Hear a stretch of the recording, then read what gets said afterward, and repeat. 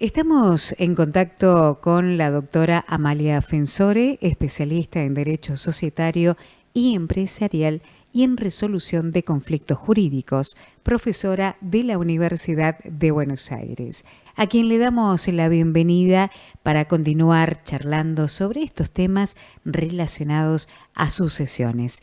Estuvimos hablando sobre la falta de planificación del tema, las funciones del administrador de la sucesión, los tipos de partición cuando una herencia queda vacante. ¿Cuántos temas que nos afectan a todos? Amalia, ¿cómo le va? Muy buenas tardes. Hola Mara, ¿cómo estás? Muy buenas tardes. ¿Cómo anda todo por ahí por San Juan? Muy bien y súper interesante el tema que hoy nuevamente nos convoca para este espacio jurídico que compartimos con todos nuestros oyentes. Bueno, me alegro mucho.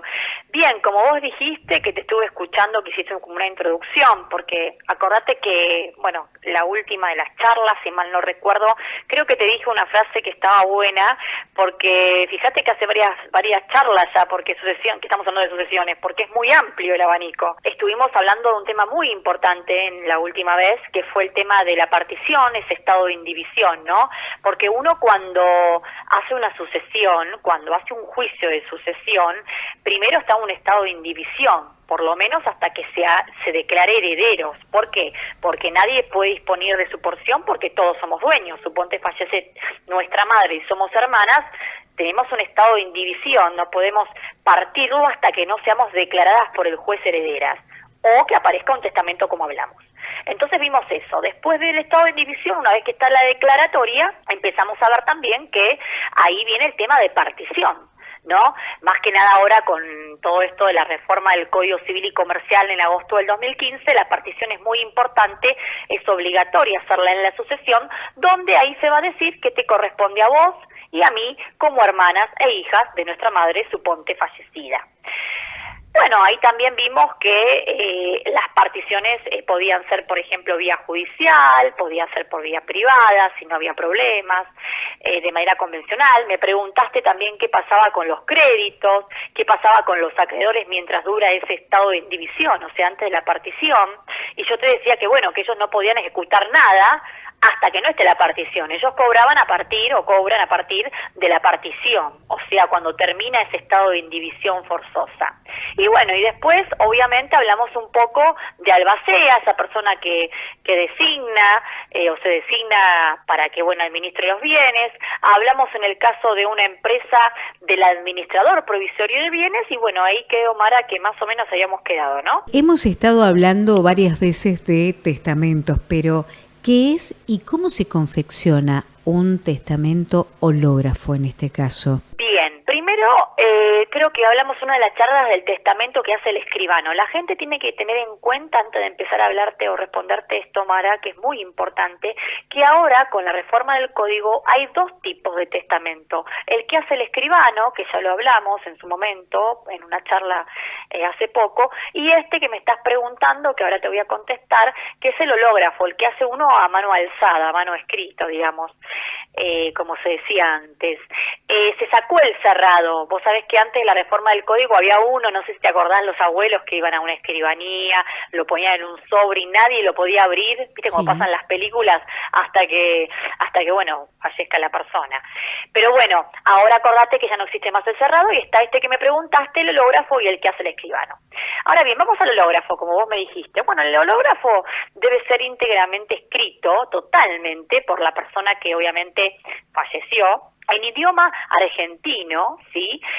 Tiene que ser plenamente capaz, y esto es muy importante, acordate que yo te hablé que uno dice, bueno, pero todos somos capaces. No, capaz, porque puede estar en un intervalo no lúcido, puede tener una demencia, puede tener una imposibilidad para testar. Entonces es muy importante que sea capaz, que todo el contenido tenga, que sea bien claro, ¿sí? Más que nada porque esto va a ser sometido a pericias. Como no es por escribano, uno tiene que ver si esa letra y esa firma tiene relación o pertenece a la persona que murió. Con lo cual lo que importa ahí es que esté bien redactado y no puede faltar ni la firma ni la fecha de el testamento. ¿Y el testamento se debe realizar y concluir el mismo día o se puede hacer en pasos? No, no necesariamente. Vos podés redactar el testamento una sola vez o lo vas haciendo en partes y después pones la fecha que terminaste, obviamente, y firmas. Lo que aconsejo es que la gente firme apenas termina de testar. ¿Por qué? Porque que no haya espacios en blanco, sino alguien pueda agregar algo. Y es importante que esté la fecha, que la fecha a veces la gente suele ponerla en números o en letras. Si vos pones en letras 19 de, suponte diciembre, ¿no? Pero me pones en números 2019, eso es nulo. Tiene que ser o todo en letras o todo en números. Pero no es problema, se puede hacer en varios pasos mientras que sea con la misma lapicera, etcétera. Doctora, ¿y cómo se comprueba que el testamento hológrafo presentado realmente lo firmó el causante, o sea que es real? Bien, qué buena pregunta. Bueno, a ver, si el testamento es hológrafo, tiene que ser presentado judicialmente primero para que se proceda a la apertura, ¿no es cierto?, digamos, de la sucesión testamentaria.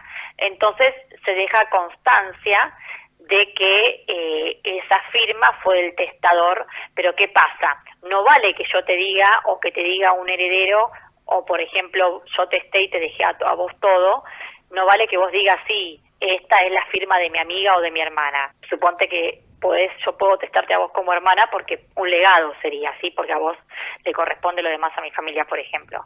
Pero no es así. Vos tenés que someterlo a pericia judicial, con lo cual el que va a decir si ese contenido del testamento y esa firma es o no de la persona que falleció es el perito. Cumplidos esos trámites, el juez lo que hace es, obviamente, ver la cantidad de páginas que tiene el testamento, lo manda a protocolizar, ¿sí? Protocolizar significa que vuelve a escribir todo, ¿sí? Para darle entidad, fe pública, como hace un escribano, ¿sí? Y a su vez, el testamento ese que fue sometido a pericia se agrega al expediente y obviamente ahí se le otorga la validez que es necesaria para decir que el testamento corresponde a tal persona, ¿sí? Y en la práctica, ¿cómo sería un modelo de testamento, doctora? Testamento hológrafo, me decís vos. Sí. Bien. Bueno, Mara, y por ejemplo, a ver, primero tenés que hacerlo de puño y letra. ¿Sí? Empezás poniendo, por ejemplo, ¿no?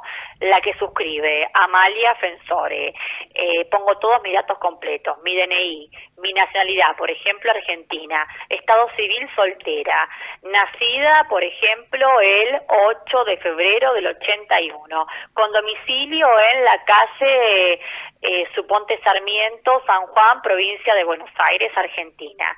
Y ahí pones, por ejemplo, lo básico, en pleno uso de mis facultades mentales, porque ahí está el tema de la capacidad, Mara, sí. Declaro que el presente, o sea, el testamento, contiene mi última voluntad.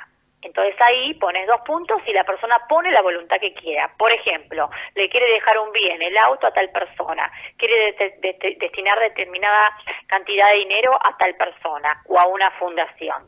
Quiere dejar que claro que cuando fallezca esa persona quiere que las cenizas las ponga en el seminario de las iglesias, ¿sí? Viste que ahora se usa poner así. Sí. O que sea que esté puesto en nicho en tal cementerio. O sea, la última voluntad realmente no comprende solo sus bienes, sino comprende, por ejemplo, esto de qué hacer con, digamos, su cuerpo una vez que falleció. Él puede decir, quiero estar en tierra, en nicho, en una bóveda, quiero que me tiren las cenizas al mar y que lo haga tal persona. Eso también se pone. Una vez que termina con todo eso, firma el testamento, insisto, casi o prácticamente luego de la última palabra, ¿sí?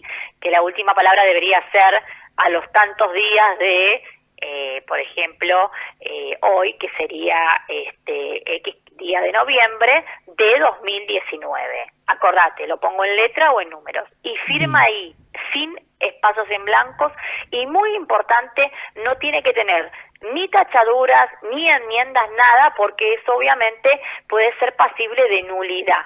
Y es muy importante, y vuelvo a recalcar para el público que nos está escuchando, que no puede faltar en el testamento, más allá de la voluntad que quiera, el lugar, la fecha, el día, el mes y el año, ¿sí? Y a su vez la firma y aclaración y DNI de la persona, que obviamente testó. Muchísimas gracias, doctora. Será hasta la próxima semana. Hasta la próxima semana, Mara. Un beso grande, buen finde a vos, a todo San Juan y al resto de Argentina.